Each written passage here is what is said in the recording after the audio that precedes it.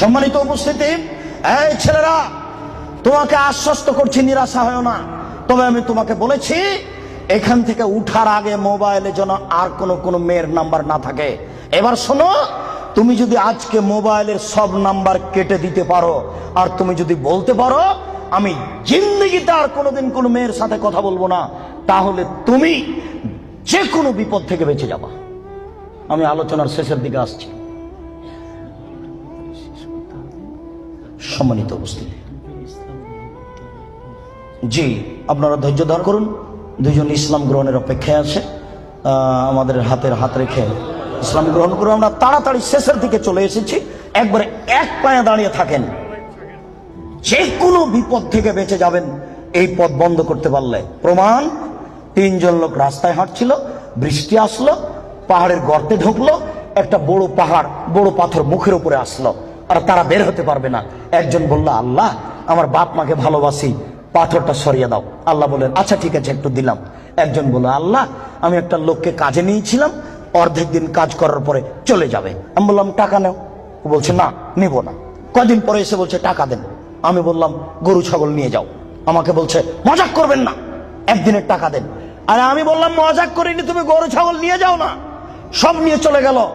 আমি যদি তোমাকে সন্তুষ্ট করার জন্য এই কাজ করে থাকি, পাথরটা সরিয়ে দাও। আল্লাহ বললেন, আচ্ছা ঠিক আছে, আমি সরিয়ে দিলাম। তিনজনের তৃতীয় জন বলছে, আল্লাহর নবী, আমার একজন চাচাতো বোন ছিল, আমি তাকে জীবন বাজি রেখে ভালোবাসতাম, আমি তার সাথে জেনা করতে চাইলাম, ফাবাত, সে নাকচ করে দিল। আমাকে বলল, এই তুই যদি 100টা স্বর্ণের টাকা আমাকে দিতে পারিস, আমি রাজি। আমার ভেবেছিল আমি গরিব মানুষ, 100 টাকা সংগ্রহ করতে পারবো না। হাড় ভাঙা পরিশ্রম করে 100 টাকা নিয়ে উপস্থিত, আমার বোনের হাতে দিলাম। আমি তার দুই পায়ের মাঝে বসলাম, আমি জেনা করব। তখন আমার বোন বলছে, আব্দাল্লাহ, হে আল্লাহর বান্দা, ইত্তাকিল্লাহ, আল্লাহকে ভয় কররে, ওরা তাফতাহিল খাতামা, তুই আমাকে অসতী প্রমাণ করিস না।